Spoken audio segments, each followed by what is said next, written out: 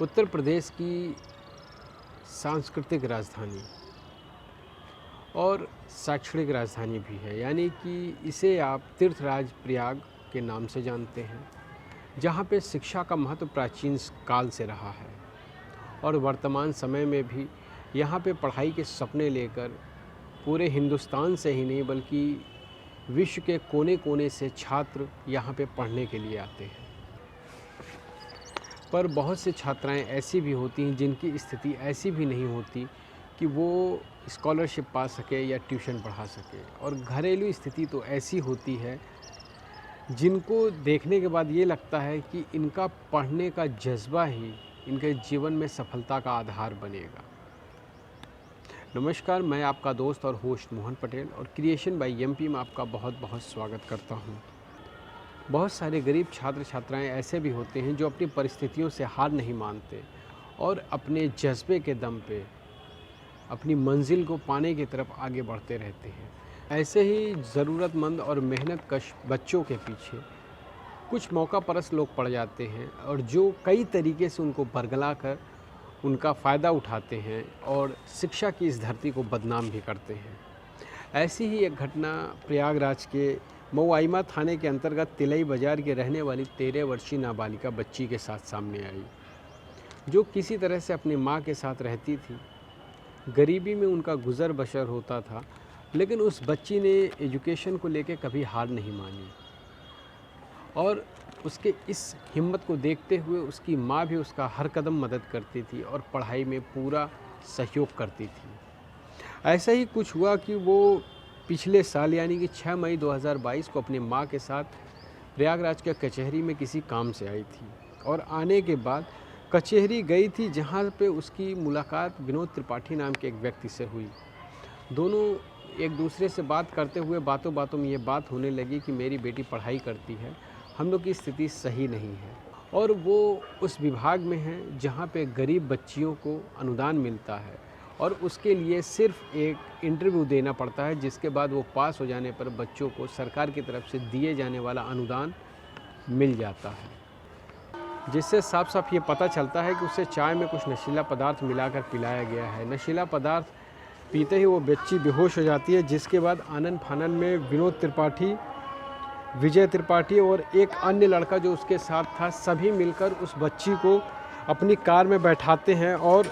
एक सुनसान जगह पर ले जाकर उसके साथ बारी बारी से गंदा काम करते हैं और गंदा काम करने के बाद उसका वीडियो बना लेते हैं। जैसे ही बच्ची को होश आता है तो अपने शरीर पे अस्त व्यस्त कपड़े देखकर वो समझ जाती है कि उसके साथ गलत हो चुका है और इधर ये देखते हुए विनोद त्रिपाठी, विजय त्रिपाठी और उसके साथ एक और जो लड़का रहता है, उसका बनाया हुआ वीडियो उसे दिखाते हुए उसे धमकी देते हैं कि अगर तुमने ये बात किसी से कही तो ये वीडियो हम सोशल मीडिया पे वायरल कर देंगे और तुम कहीं की नहीं रहोगी। उसके बाद वो तीनों आरोपी वहाँ से तमंचा लहराते हुए अपनी कार में बैठकर चले जाते हैं। इधर डरी सहमी बच्ची किसी तरह अपने आप को समेटती है और हिम्मत करके खड़ी होती है और अपने कपड़े सही करके वहाँ से सीधे वो दारागंज थाने पहुँचती है, जहाँ वो अपनी बात बताने की पूरी कोशिश करती है, लेकिन वहाँ थाने में मौजूद पुलिस वाला कोई भी उसकी बात नहीं सुनता और वहाँ से चले जाने को कहता है। जिसके बाद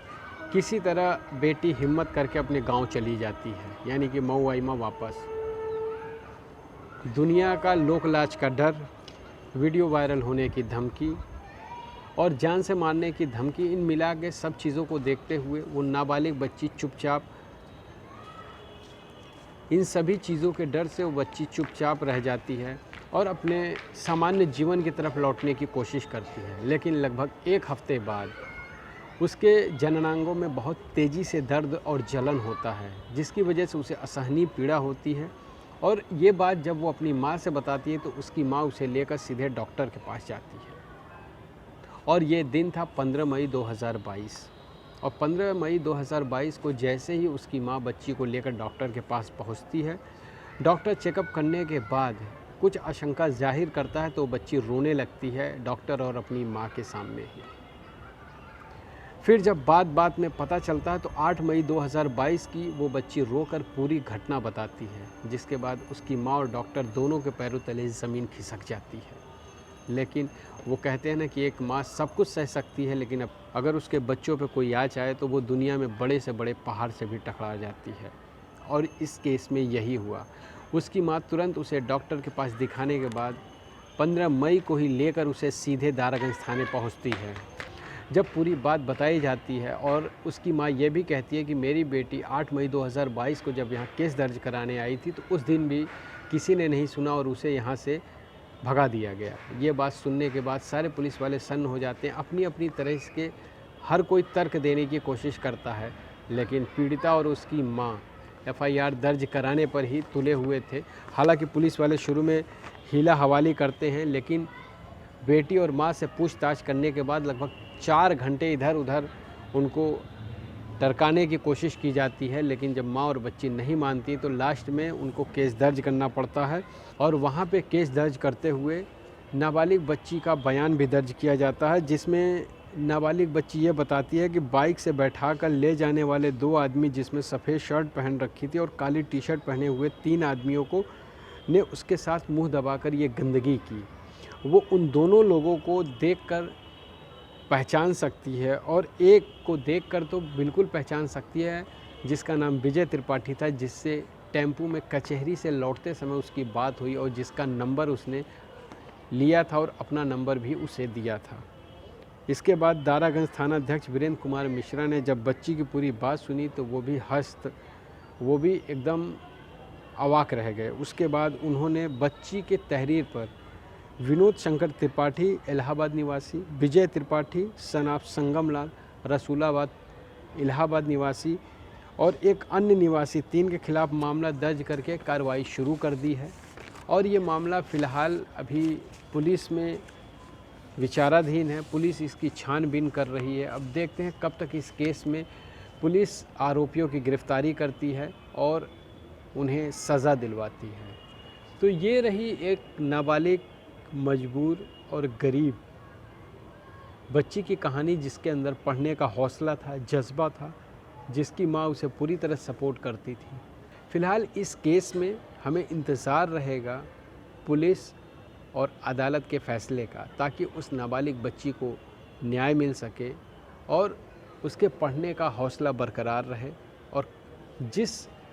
चीज़ के लिए वो पढ़ाई कर रही है उसे पढ़ाई से ये सबक मिले कि देश में न्याय और कानून अभी भी है और उस पे उसका भरोसा रह सके। बहुत बहुत धन्यवाद।